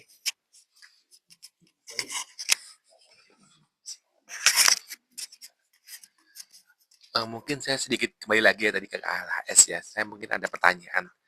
Sebenarnya Bapak setuju nggak sih dengan konsep KLHS yang seperti sekarang ini? Ya. Ya. Karena di URDI kan salah satu di yayasan kami ada Pak Arief Wicaksono ya. Beliau selalu ngomong dengan dulu undang-undang PPLH mengatakan wajib seluruh daerah kan sekarang wajib harus RTRW dan RPJMD itu wajib semuanya buat KLHS begitu. Padahal kan harusnya KLHS itu as necessity. Kalau dibutuhkan kegiatan itu berdampak yang kebijakannya berdampak itu baru dibuat SIA-nya kan begitu kan. Nah, moving forward tadi sebenarnya kalau KLHS itu seperti sekarang masih harus wajib masing-masing kabupaten kota begitu untuk membuat. Tantangannya adalah nggak semuanya mampu sebenarnya. Jadi Udi pernah membantu beberapa kabupaten menyusun KLHS. Indian kabupaten hanya merasakan itu hanya bagian dari proses administrasi yang ada supaya ini bisa checklistnya supaya terpenuhi. Gitu. Di dalamnya ada harus menyusun daya tampung dan lain. Mereka juga kewalahan. Kemudian ketika dokumen itu jadi, Pemda itu pernah kita tanya ya nggak paham juga. Silakan nanti asesor dari KLH-nya aja yang betul. Nah, apakah ini mungkin nanti menjadi salah satu ide juga? Apakah ke depan mau diteruskan model seperti ini atau sedikit menabrak ya? Ya sudah jangan diteruskan. Masalahnya di PPRPLH yang baru 2025 tetap wajib begitu kan, iya. Betul, dan wajib ada ekoregion, iya, dan segala macam. Iya, betul. Setuju, Pak. SDG juga masuk, iya, betul. Kan. Betul. Pak, esensi dari menyusun daya dukung daya tampung daerah sebagai baseline daerah untuk caps nature-nya itu akhirnya tidak dipahami sebagai isu utamanya begitu, tapi bagaimana isu membangun, yang penting ini cocok atau enggak begitu kan. Itu yang apakah bisa nanti next forwardnya buku ini benar-benar agak nafas seperti itu. Gitu. Oh iya. Makasih, ini banyak pertanyaannya buku ini kemudian mau menuju kemana. Kalau saya mau ngikutin cara berpikirnya Bapak, biasanya gini ya, udah kita ngumpul-ngumpul aja, kita kumpulin semua, bacain semua, sampai ketemu benang merahnya, bling. Nah, kita ketemu. Tapi itu prosesnya Bapak, nggak hanya di kepalanya beliau gitu kan. Kan kayak misalnya mikir ini, mikir itu dari AMDAL regional apa segala macam, terus kemudian perlu ada satu tugas tentang RPP LH dan ekoregion, tiba-tiba muncul kan, ini Bapak kan gitu, kadang-kadang bling, katanya mirip gurunya, Pak Hasan juga katanya gitu.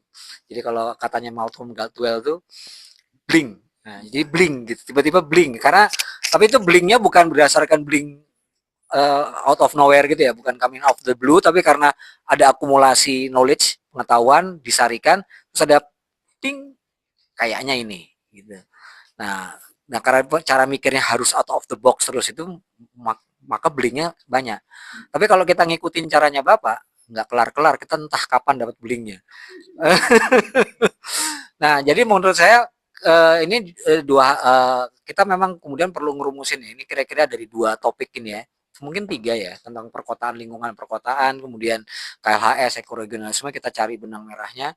Terus kemudian ini pernah ada pemikiran tentang begini, tapi kemudian realita macam begini, tapi kemudian apa yang perlu dilakukan ke depan, mungkin cara berpikirnya juga seperti strategic environmental assessment.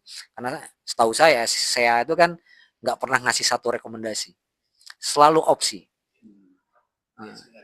Ya, kalau skenario-nya apa, ininya begini, ini apa, dia begini. Yang mungkin yang kita hasilkan adalah sejumlah pertanyaan. Seperti ketika Pak Cu mengajukan pertanyaan. Tapi pertanyaannya adalah pertanyaan kekinian dan masa depan. Mungkin bisa begitu.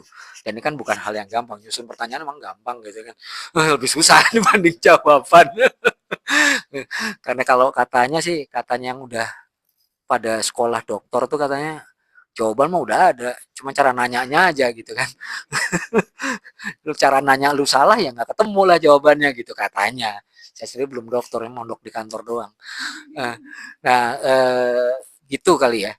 Nah, mungkin masih ada lagi nggak dari kita semua untuk mau mengungkapkan ini kira-kira gagasannya seperti apa? Tapi setidaknya kita ada beberapa poin ya tadi yang diungkapkan oleh Pak Wo, Om Taufik tentu saja sebagai tim abadi selalu ada, tentu saya pasti akan banyak cerita-cerita, tapi saya kira-kira ada dua sebenarnya 3, tapi nggak, agenda 21 soalnya nggak disebut ya. Agenda 21 nggak disebutkan, tapi kira-kira ada 3 ya. Yang pertama itu adalah yang terkait dengan tata kelola di gagasan-gagasan yang dimunculkan di IDEN. Terus kemudian gagasan-gagasan yang dimunculkan pada saat menyusun RPP LH, PP, RPP LH dan ekoregionalisme, gagasan-gagasan seperti apa, dan yang berikutnya adalah tentang kota dan lingkungan ya. Itu seperti itu. Mungkin benang merahnya kita bisa mulai dari situ sebagai apa namanya, ini loh yang kira-kira jadi panggungnya Pak Cu gitu ya, karena kan semuanya bilang gitu, ini ngomongnya banyak banget tapi sebetulnya yang ngomongin apa gitu. Kita hanya bisa melihat di apa namanya pada satu apa namanya istilahnya gelanggangnya tuh gelanggang yang mana. Jadi mungkin 3 gelanggang ini ya yang bisa kita cari sebagai benang merah. Terus kemudian usulnya Mas Icon tentang kita membicarakan relevansi kini dan masa depan dari pergulatan pemikiran bukan hanya Pak Jo barangkali ya, tapi orang-orang yang terlibat di dalam proses di masa lalu itu yang masih ada maupun yang tulisannya ada. Kayak misalnya kan waktu menyusun ekoregional itu tiba-tiba Bapak jadi ahli geologi gitu setelah ketemu Pak Hardo, setelah ngobrol sama Pak Hardoyo selama berbulan-bulan gitu. Atau nanti ketemu sama Om Taufik habis agak mendalami tentang biodiversity, tiba-tiba beliau jadi ahli biodiversity. Sebenarnya Bapak ini ahli apa gitu. Spesialis generalis generalis spesialis, jadi jadi saya kira ini prosesnya mungkin bisa seperti itu ya. Gimana, masih ada pertanyaan ataupun hal-hal yang ingin diungkapkan? Saya ada satu hal yang perlu Pak tadi bicara tentang apakah Pak Cuk itu mungkin akan sepakat dengan KLHS yang ada sekarang itu. Kalau saya berdasarkan pengalaman saya, pasti enggak. Pasti. Nah, kenapa? Karena KLHS yang sekarang itu sangat mekanistik. Dan Pak Cuk itu paling tidak suka dengan yang mekanistik. Dia itu selalu problem oriented terus. Jadi problemnya apa, terus pendekatannya harus gimana. Selalu begitu. Tapi basic ideas-nya tetap di sana ya. Misalnya kayak KLHS, itu di KLHS-nya. Tetapi dia harus melihat persoalan itu apa dulu. Kalau yang sekarang itu tidak. Apalagi kalau melihat KLHS dibuat sekarang itu kemudian semua dijadikan angka-angka di jumlah-jumlah yang nggak jelas artinya. Tidak ada ininya. Jadi sangat mekanistik ya. Dan itu dibuat dan kemudian yang nerimanya juga, yang bacanya kemudian hasilnya juga nggak ngerti. Nah, itu lebih bahaya lagi. Nah, jadi kalau tanya itu ya pasti enggak lah itu kalau misalnya. Dan Pak Cuk itu selalu men-challenge sesuatu yang sifatnya mekanistik ini. Kasih. Terima kasih banyak insight-nya, Om Taufik. Jadi bagaimana sekarang sudah jam setengah 4. Setengah 4 masih ada waktu nih sebenarnya. Masih ada lagi nggak yang mau kita bicarakan? Ada di ruang virtual? Pak Wo, mungkin masih ada yang mau diungkapkan? Enggak ya? Enggak, lanjut saja. Oke. Kalau begitu saya kembalikan kepada Desita. Kira-kira sudah bisa dicatat ya, kira-kira kesimpulan gagasan-gagasannya seperti apa. Nanti mungkin kita akan lebih lebih operasional lagi dari tulisan-tulisan yang sudah masuk, terus kemudian apa lagi yang mau dibahas ya di panitianya ya.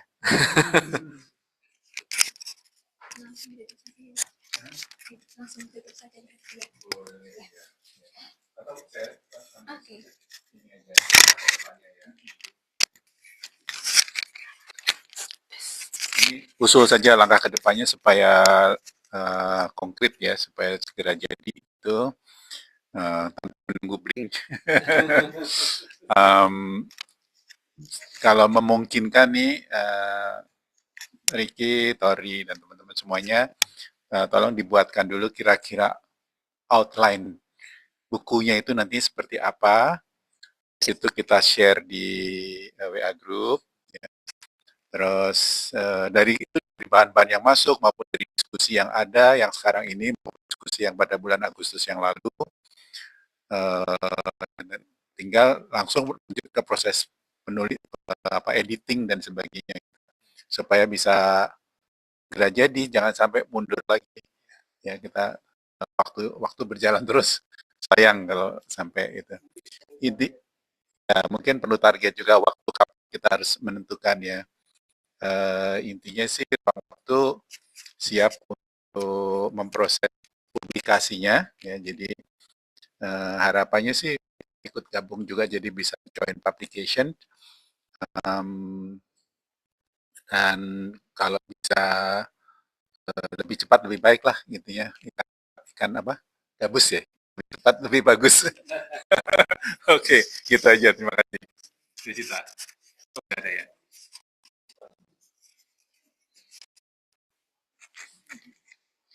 Ya, baik, terima kasih Bapak Ibu sekalian atas diskusi yang sangat kaya dan reflektif ini. Seluruh masukan, pandangan, dan catatan pada hari ini akan menjadi bagian penting dalam proses pengolahan naskah buku ke depannya. Baik, sebagai penutup, kami mohon kesediaan Bapak Ibu dan teman-teman untuk dokumentasi bersama Pak Agus Prabowo dan Bapak Taufik, untuk kami lakukan dokumentasi bersama. Email sudah keluar, iya. Ya, apakah Bapak Taufik Afif berkenan untuk menyalakan kamera? Ya, oke, baik. Oke. Ini di Amik, maaf. Ini aja, maaf ya. Iya, itu nggak kelihatan, Dilepas dulu spotnya. Izin sebentar Bapak Ibu, kami posisikan terlebih dahulu. Sebentar ya. Di ruang saya jadi tempat tidur. Sofa juga. Yang di screenshot dari layar ini ya.